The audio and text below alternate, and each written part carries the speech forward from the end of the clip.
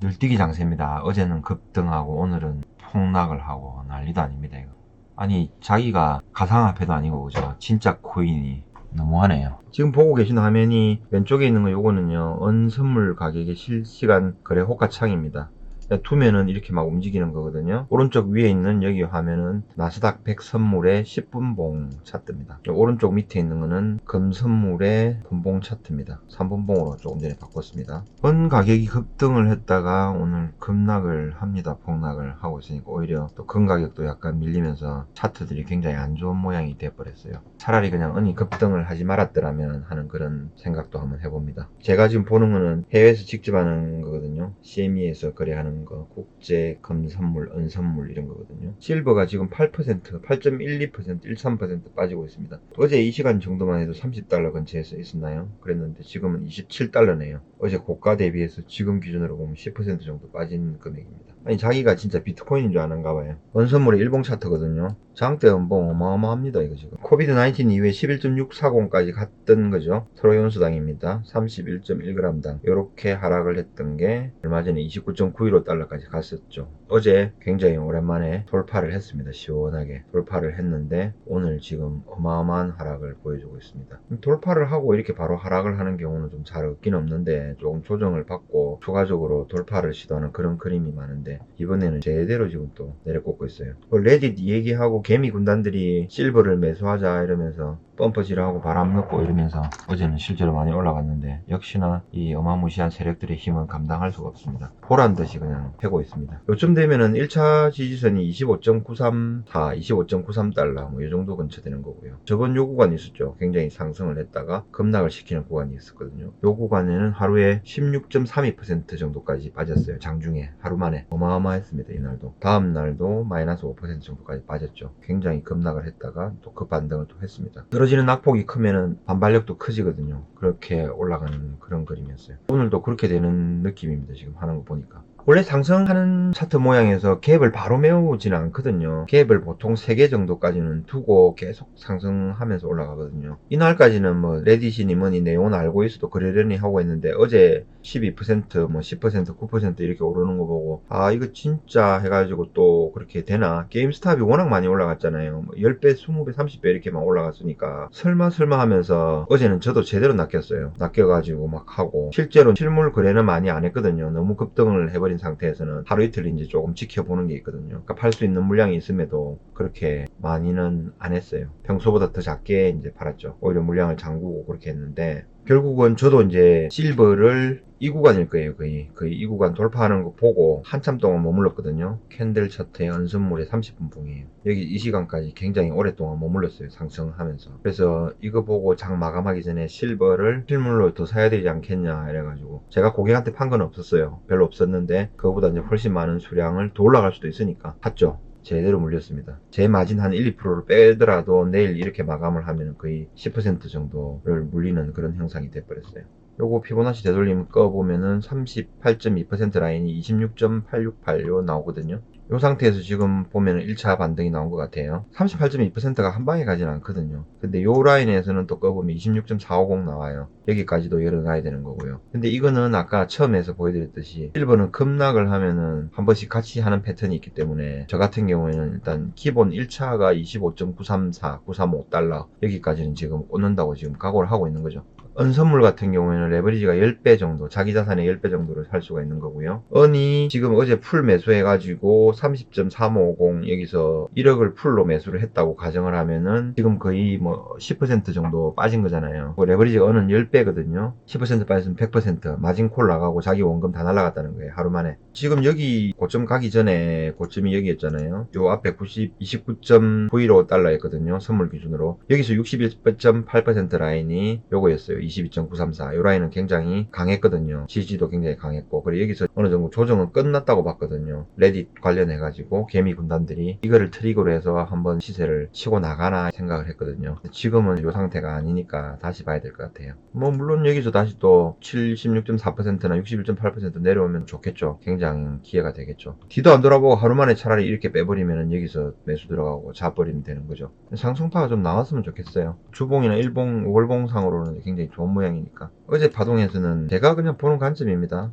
요렇게 나왔었거든요. 요거는 미래의 일이고 지금 오늘 일어났은 일이고, 여기서 가장 상승하다가 계속 유지가 된다면, 추가로 간다면은 뭐 61.8%, 38.2% 최소한 요 정도는 지켜주고 가지 않겠나, 이렇게 해서 저도 어저께 평균 단가가 29.25달러였어요. 언선물을 계약을 하고 매수를 했죠. 매수를 하고 홀딩을 하고 샀어요. 자고 아침에 일어나니까 별로 좋지 않는 모양이 나왔더라고요. 한 번 정도 빠져나올 수 있는 구간들 있잖아요. 어제 이렇게 살짝 나왔고. 근데 이미 한 번 깨질 때부터, 칠 때부터 23.6%라든지, 그죠? 어제 낮에 있었던 저점 근처에까지 갔단 말이에요. 강하면은 38.2%가 안 깨거든요. 깨더라도 가장 강하게 지지하고 가는데, 어제도 방송을 하면서 별로 못 느꼈는데 그냥 가겠지 생각을 했는데, 오늘 분석을 해보니까 아, 이거 여기까지 일단은 팰 때 일단은 뭔가 있었구나 라는 게 느낌이 들더라고요. 그래서 오늘 빼면은 막 무섭기 때문에 어느 정도 한 7, 800만원 날리고 일단 손절을 했죠. 어쨌든 현물 산 거는 어제 금도 마찬가지고 지금 코피 터졌다, 들고 가야 된다, 그런 말씀 드리는 거고요.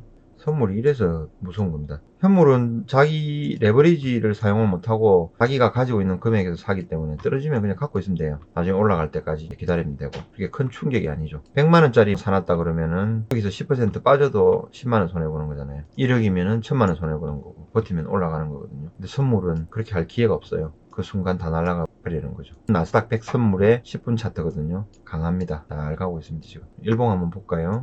지금 요 기세로는 지금 돌파하는 거예요. 13,599, 13,600은 돌파를 하는 거죠. 1차가 뭐 기본적으로 수치상으로 14,000 정도까지는 쏘지 않겠습니까? 제 뭐 개인적인 생각이 있습니다. 금값을 자꾸 누르는 것 같은 느낌이 좀 들긴 들죠. 누르는 세력이 있겠죠. 그게 이제 연준이 될 수도 있고, 달러 패권을 유지하기 위해서 계속 지속적으로 누르는 거죠. 요거 금 보겠습니다. 금선물의 실시간 차트거든요. 지금 마이너스 1.61% 지금 하락 중이에요. 이렇게 또 패고 있습니다. 이것도 단기적으로 3분봉에서 지금 최근 저점, 최근 고점을 연결한 거거든요. 38.2% 라인에 지금 한번 반등이 나왔었어요. 굉장히 안 좋습니다. 이게 윗꼬리를 길게 달고 내려오는 경우에도 다음날 시가 자체가 윗꼬리 근방이나 캡 상승해가지고 꼬리를 메우면서 보통 급등 패턴일 때 날아가거든요. 저는 어제 그거를 기대했어요. 기대했는데 웬걸 보니까 이거 지금 뭐 장난이 아니에요. 은값이 어제 이렇게 급등을 했어요. 장중 12.16%까지 급등을 하다가 8.09% 상승한 가격으로 마감을 했어요. 근데 오늘은 현재 8% 넘게 하락을 지금 하고 있는 거예요. 8.5% 정도. 추가적인 하락폭이 좀 더 남았다라는 판단이 됩니다. 정권사 직원이 인터뷰를 하면서 얘기를 했는데, 셀트리온도 마찬가지잖아요. 그런 대형주들을 가지고 개인들이 뭐 좀 들어가서 뭘 하겠다 해서 그게 움직일까요? 그냥 넌센스 같은데요. 이제 이런 게 뭐 솔직한 거죠. 그러니까 수급이라든지 감정적으로는 개인들이 이겼으면 좋겠고, 막 승리하면은 기분 좋잖아요. 우리 영화 봐도 로빈훗 이런 거 봐도 실제로 나쁜 위정자들을 물리치고 악을 물리치는 개인들의 힘 이런 거 와, 굉장히 기분 좋잖아요. 막 가슴에서 뭔가 끌어오르고. 근데 현실은 실제로 진짜 안 그런 거죠. 힘들다는 거죠. 셀트리온도 어저께 이만큼 상승을 하다가 지금 오늘 다시 조금 하락을 했다는 그런 말이죠. 실버 같은 경우에는 뭐 일본봉도 보고 뭐 이거저거 보는데, 지금은 다른 거 다 무시하고, 제가 볼 때는 파동 자체가 정상적인 파동이 아니고 지금 개미가 언을 가지고 있는 대형 세력들한테 지금 혼쭐이 나는 거거든요. 이때는 정상적인 파동보다는 급격하게 하락이 나올 수 있다, 생각 이상의 파동이 나올 수 있다 생각을 하고 이걸 읽는 거죠. 저번에 여기서도 한번 맞았다 그랬잖아요. 제가 여기 맞았다니까요. 여기 지금 올라가는 거 3일 4일 장대 양봉 다 먹고 막 이렇게 가고 더 간다라고 보고 가다가 이거 맞았다니까요. 이때 은선물을 65계약 들고 있었다니까요.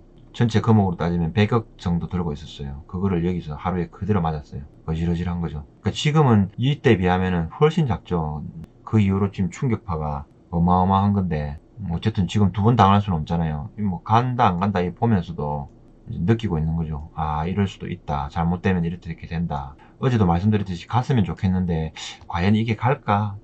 JP 모건을 이긴다? 말도 안 되는 소리라고 뭐 이렇게 하면서 의심을 하면서 이제 보는 거죠. 계속 이성과 감성 사이에서 있잖아요. 조금 냉철해져야 되는데, 금 같은 경우에도 최근에도 지금 그런 거잖아요. 이 달러를 굉장히 많이 발행을 하면서 결국은 금값이 굉장히 상승을 받아서 탄력을 받고 상승을 할 것이다, 이제 이렇게 생각을 하거든요. 저도 그리고 실제로 그 금거래소를 하고 있으니까 금실물하고 은실물을 많이 다루고 있잖아요. 그러니까 상승을 했으면 좋겠다라는 그런 게 기본적으로 깔려 있는 거죠. 근데 그게 이제 오히려 또 딜레마가 될 수도 있고 약간의 안 좋은 그런 판단에서 그렇게 될 수도 있는 거예요. 이제부터는 금은 가격이 이제 올라가야 되는데 언제가 그 출발점일지를 모르겠네요. 지금 단기적으로 급락해서 그렇지 이걸 안 갔다고 볼 수는 없어요. 왜냐면은 이게 일봉 차트거든요. 코비드 19 이후에 11.64달러까지 내려간 게 지금 어제 30.35까지 했어요. 그러면은 코비드 19 이후로 3배 상승했거든요. 이거를 안 갔다라고 할 수는 없잖아요. 3배가 올랐는데.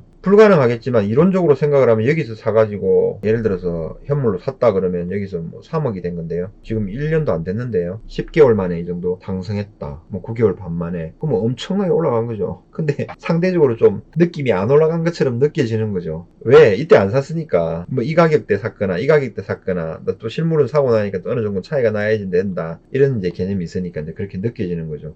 금은 상대적으로 좀 덜 갔죠. 안 갔다고 볼 수는 없는 거잖아요. 금도 이렇게 보시면 코비드 19 이후에 1450에서 지금 이렇게 있어요. 금은 상대적으로 작게 가긴 작게 갔어요. 근데 이것도 몇 년 전에 저점에 비해서는 작게 갔다고도 볼 수도 없는 거잖아요. 딱 저점에서 뭐 2배 정도까지 갔다가 지금 조정을 받고 있는 거거든요.